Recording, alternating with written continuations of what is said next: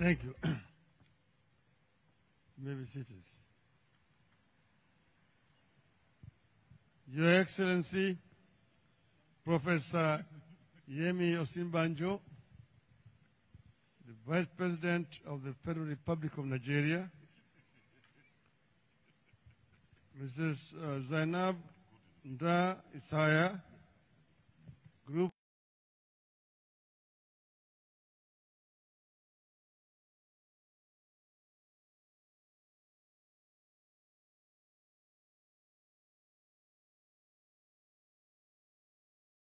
Mr. Mike Opere Group, Vice Chairman, diplomats, distinguished guests, all protocols observed, ladies and gentlemen. Good morning. I feel very delighted to stand before you this morning in order to have a discussion with you about a subject that is of great importance to the peoples of Africa. I'm standing here in Nigeria,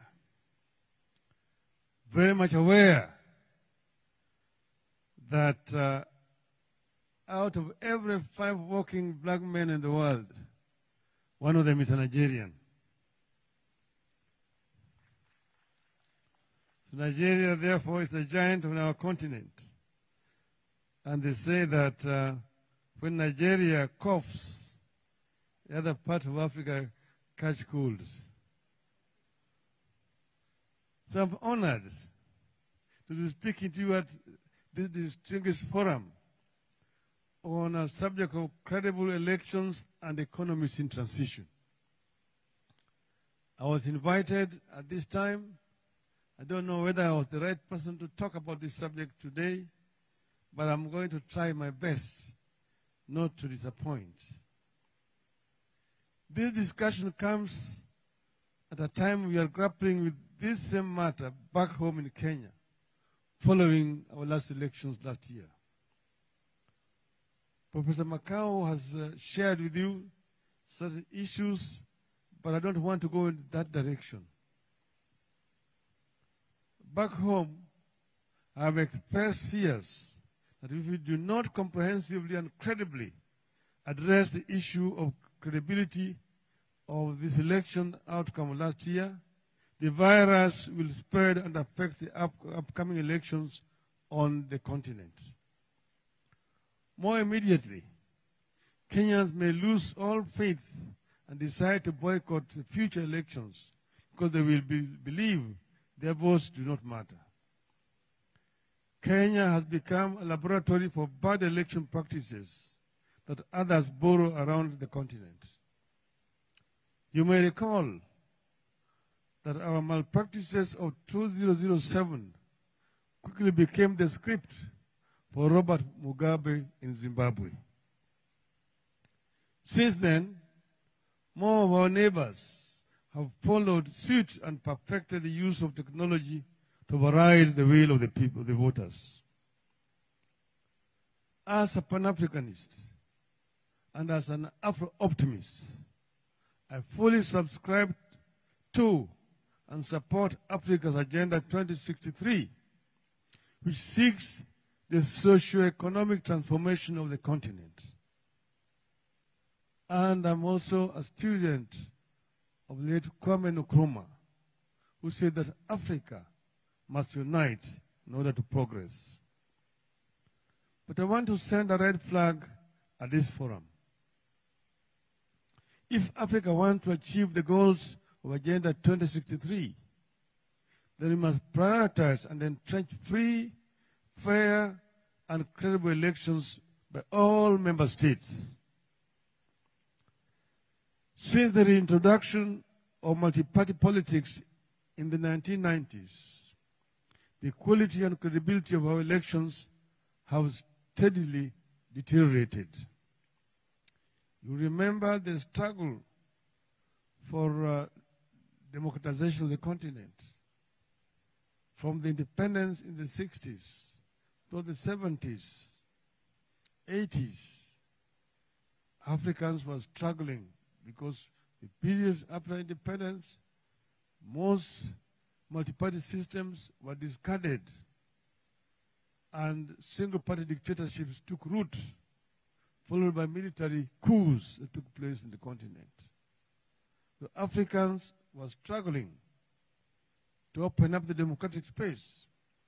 It was not until the fall of the Berlin Wall and that the wind of change that began to blow in the Eastern Europe fought its way into our continent.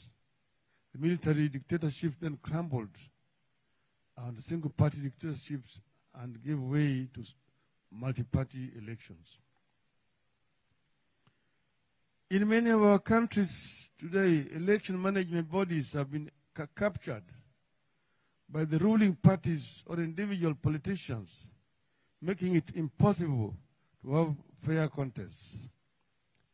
The capture leads to skewed processes like voter registration, appointment of election management officials with disastrous consequences. As a continent, we have to agree that critical development efforts cannot succeed without a legitimate and democratically elected government that is responsive and accountable to its citizens and to the investor community. Free and fair elections are indicators to investors that there is the government which is in place that believes in fairness and the rule of law. When a government comes in through a fair ballot, investors get the reassurance that their property will be respected, taxation will be fair, investment rules will be simple and clear, and they will not have to resort to corruption and bribery to set up or stay in business. Illiberal regimes send signals that are direct opposite of what investors are looking for. Professor Mike touched on what Boise State University in the US wrote, and I quote, "Many investors conclude that governments that violate electoral laws to stay in office would also be willing to violate investors' property rights. If the election was rigged and the leader is overriding laws and constitutional provisions, no one in the country can stand up to the government. And so investment falls because there's a lot of economic risk in doing business in countries with unconstrained governments," unquote. Regimes that come to power by rigged elections cannot guarantee judicial independence and other state and non-governmental bodies that are critical to the rule of law, which is an indispensable requirement for a good investment climate. We therefore need to internalize the fact that elections are important political risk assessment tools for investors. Investors look at how elections are being conducted before they can risk their investment in that environment. I must hasten to add here that by investors, I'm not simply talking about foreign investment. I refer also, most importantly, to domestic investors. Africa has seen swings in fortunes before, from bad to better and back to worse. Much, if not all of those swings, have resulted from elections that fail to meet the minimum standards for free elections. In other cases, there are no elections at all. In the mid-1990s, Africa was very hopeful following the introduction of multi-party politics on the continent. Our leaders and intellectuals proclaimed an African renaissance. The grim days of post-colonial Africa were declared over. The Cold War, too, was over, and with it, the misrule and dictatorships perpetuated by military rulers, big men, and presidents for life. I recall in 1994, our very own President Nelson Mandela, Madiba, declared, and I quote, "Africa cries out for a new birth. We must, in action, say that there's no obstacle big enough to stop us from bringing about a new African renaissance," unquote. I recall then when President Bill Clinton set out on a six-nation visit to Africa in 1998, his destination was the countries that were seen to be shepherding this renaissance. The nations were also viewed to have a new generation of leaders that would protect and champion the ideals of democracy and economic prosperity. Ghana, Uganda, Rwanda, South Africa, Botswana, and Senegal, Eritrea, Ethiopia, Mali, Democratic Republic of Congo, then under President Laurent Kabila, were among them. Ahead of the President Clinton's visit, Secretary of State Madeleine Albright proclaimed, I quote, "The era of the big man who comes to power, stays for life, and robs his country blind is over," unquote. Unfortunately, she spoke too soon. We now know that the era was not over. We also know that the fortunes of the countries that were seen to be shepherding the Renaissance have swung back and forth over the past several decades, and some are worse off today. In a number of cases, those who are lauded as a new generation of African leaders have become a new generation of African strongmen and tyrants. They preside over de facto one-party states that do not allow for self-government and have not established mechanisms for peaceful transfer of power.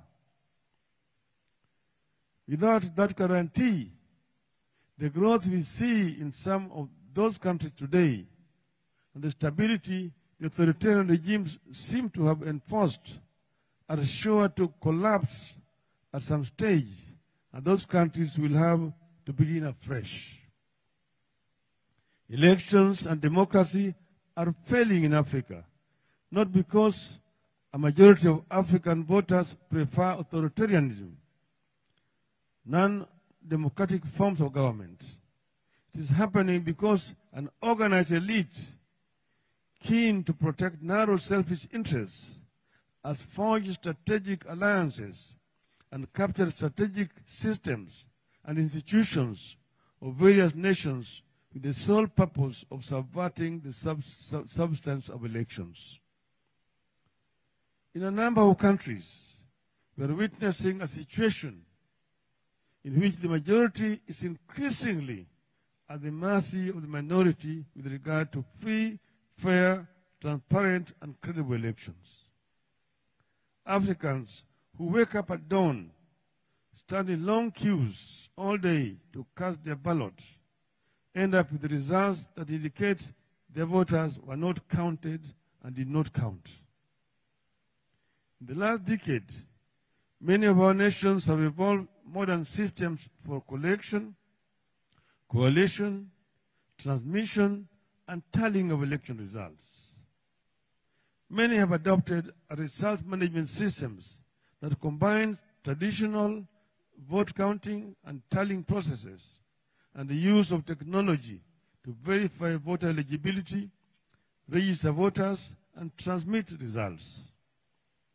In addition, we have seen the evolution of the electoral laws to allow representatives of political parties to independently tally the results and transmit to party tallying centers.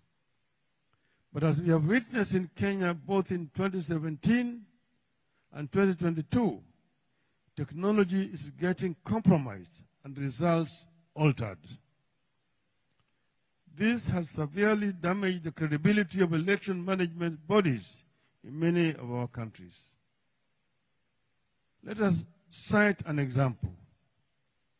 According to Gallup poll, 64% of Kenyans did not have the confidence in the honesty of elections as we prepared for the 2022 elections.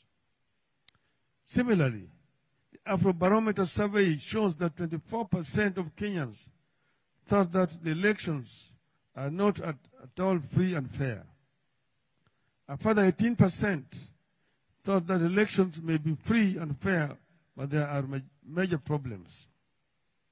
Only 23% of Kenyans thought that elections are completely free and fair as we headed to the polls.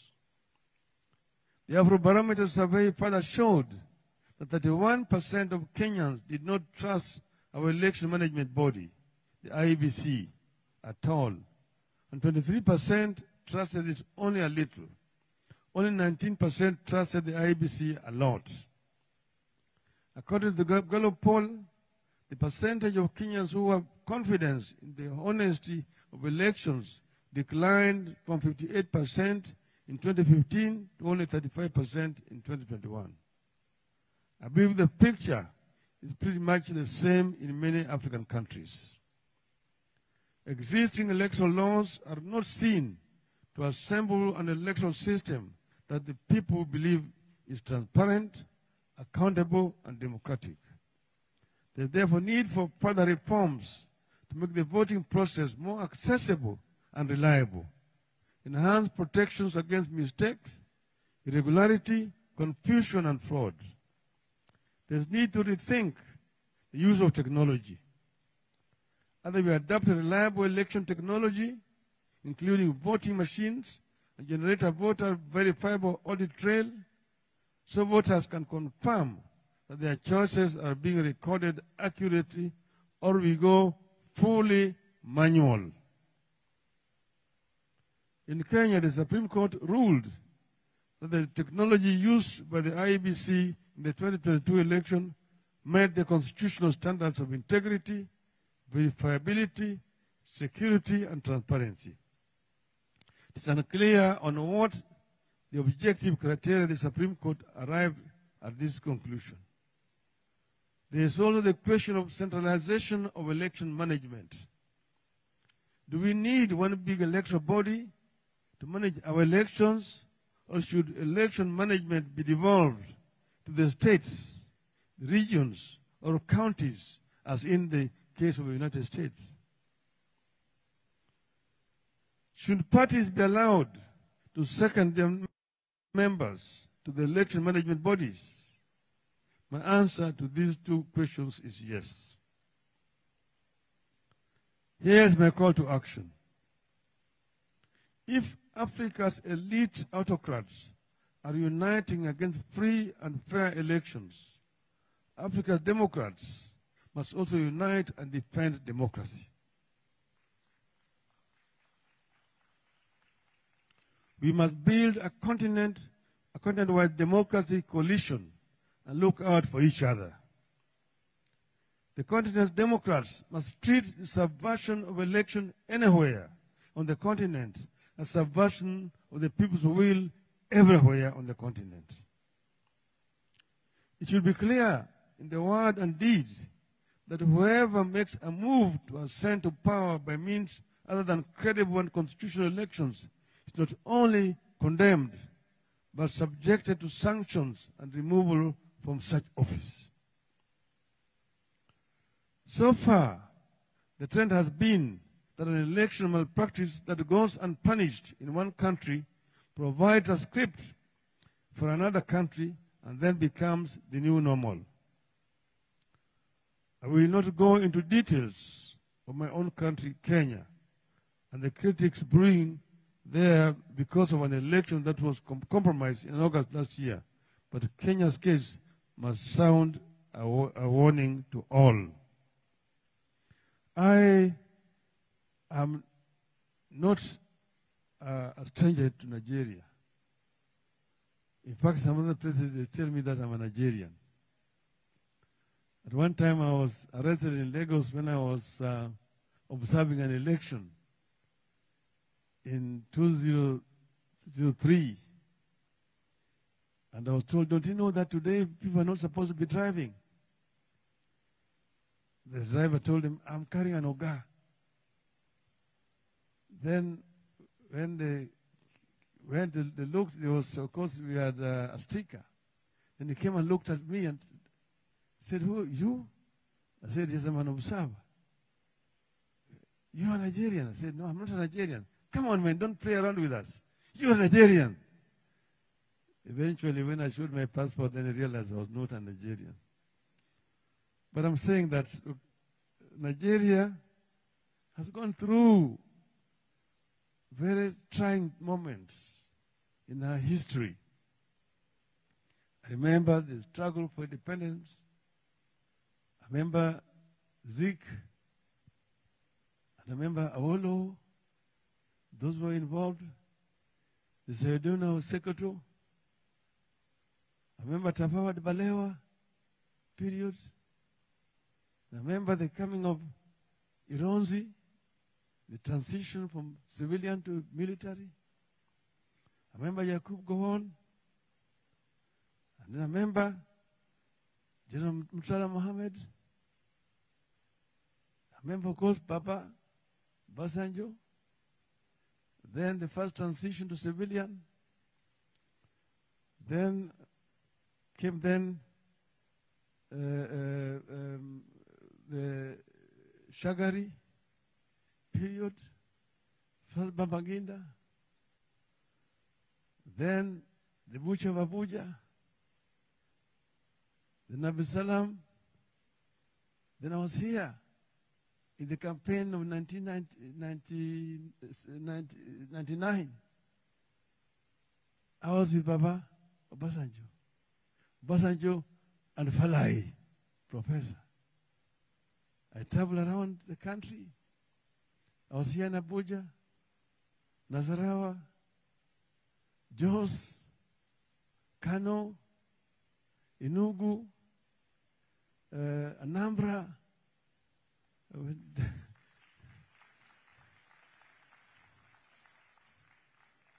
down Port Harcourt. I was in Lagos, of course. I was in Beokuta, in Ibadan. So I know Nigeria. I know Nigeria. The issues of elections in Nigeria. And I was observing the elections in Lagos when you had Tinubu and his other competitor. I was an observer of NDI-IRI team. So I know the challenges that Nigeria has faced in this period of democratization process. There have been gains and losses. I know the challenges you faced when Obasanjo, Atiku, then Yaradua, then Jonathan, and of course now the final one. You now have this phase here. So I know the challenges that have been here. I know there's some gains and losses. But what we want to say is that we should continue on the path of progress. I know that there have been mistakes which have been done, but we say we don't want to live in the past. We want to move in the future. We want to look at what is coming forward for the continent. So I want to say in conclusion that if the continent democrats, together with the international community of democracies, do not come together and defend the vote, the elections and democracy will be delegitimized in Africa with devastating consequences. As you face these elections next month, which is tomorrow's month, in February, We really want to urge Nigerians to stand firm and ensure that the voice of the people is respected. As they say in Latin, that vox populi, vox Dei. The voice of the people is the voice of God. We want to wish Nigeria all the best in these forthcoming elections. Thank you very much for listening to me.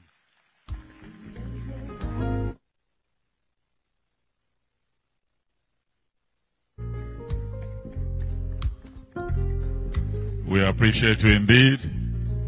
Thank you.